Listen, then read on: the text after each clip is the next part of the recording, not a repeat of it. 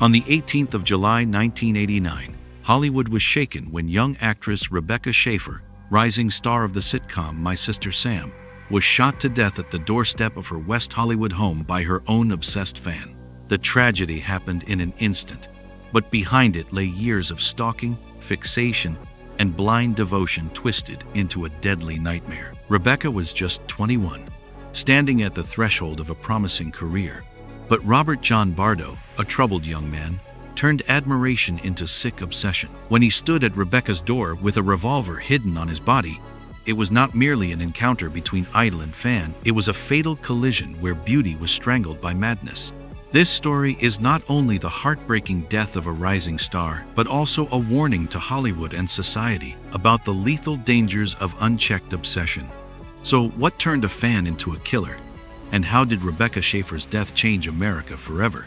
Welcome to Hollywood Shadows, where shocking tragedies are retold with raw honesty and cinematic intensity. If you find this story gripping, don't forget to like, subscribe, and ring the bell so you won't miss the truths hidden behind Hollywood's glamour.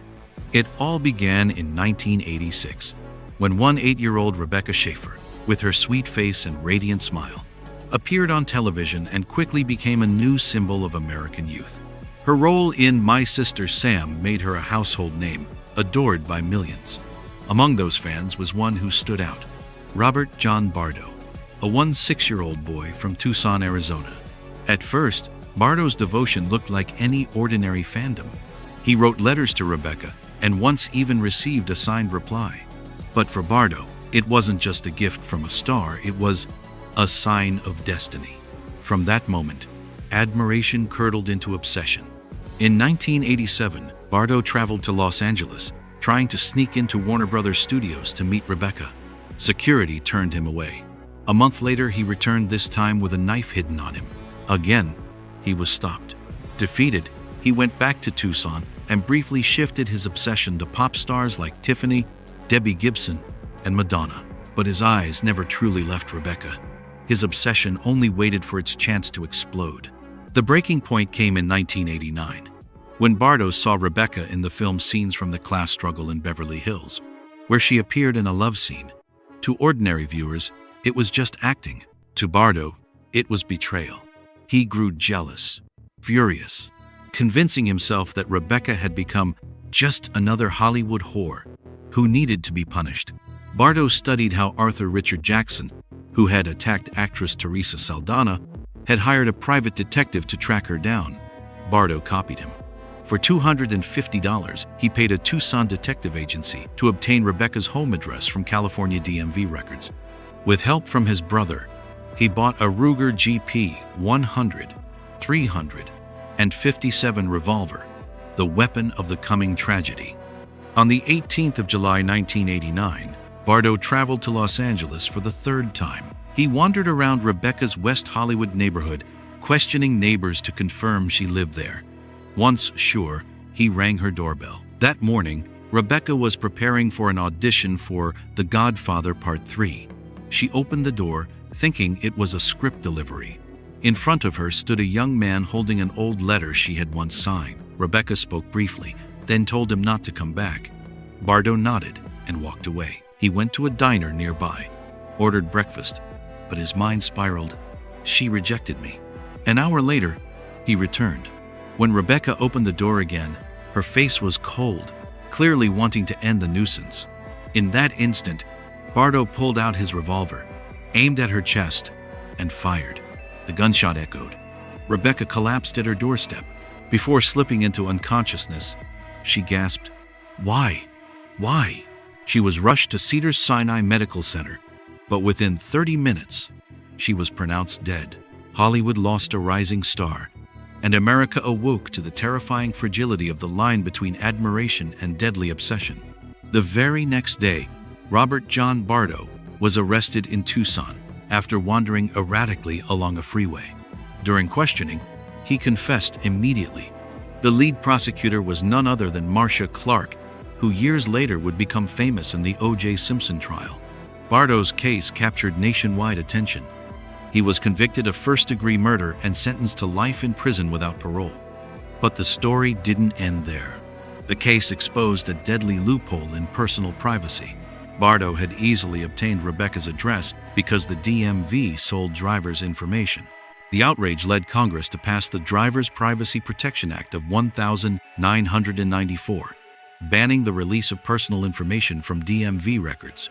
Even more directly, California passed America's first anti-stalking law in 1990, with other states soon following. Rebecca's death also left cultural scars.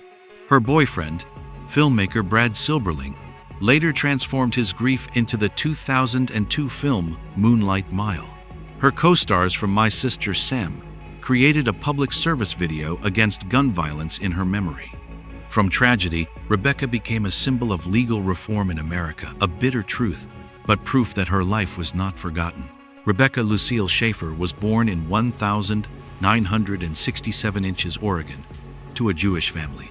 From childhood, she dreamed of the arts. At 16, she became a model in New York, later moving to Japan to pursue opportunities.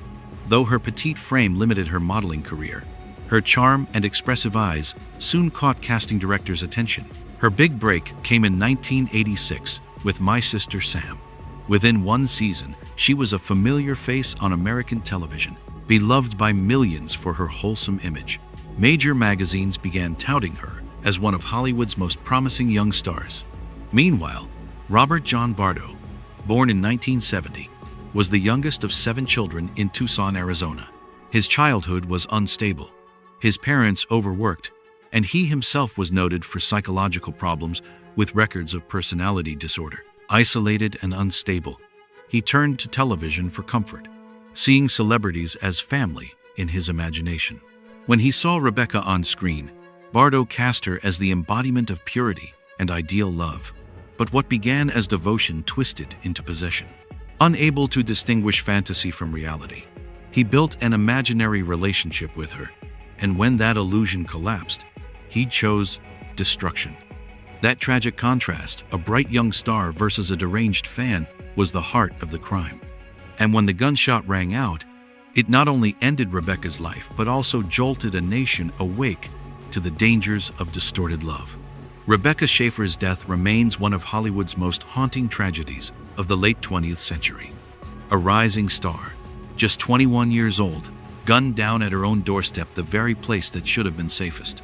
Her killer wasn't a stranger, but a fan whose warped devotion mutated into murder. From the bright glow of television to the darkness of violence, Rebecca's story revealed the shadow side of fame. How fragile young lives are when every smile, every role, can become the object of someone's obsession. But this tragedy went beyond personal loss. It changed the system.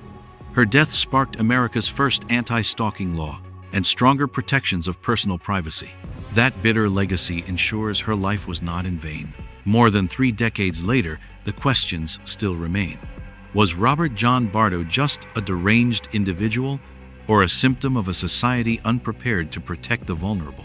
And was Rebecca Schaeffer merely the victim of one man, or also a casualty of an entertainment industry that left its young stars exposed? What do you think? Share your thoughts in the comments. Don't forget to like, subscribe, and ring the bell to join us for more stories of tragedy behind Hollywood's glittering facade.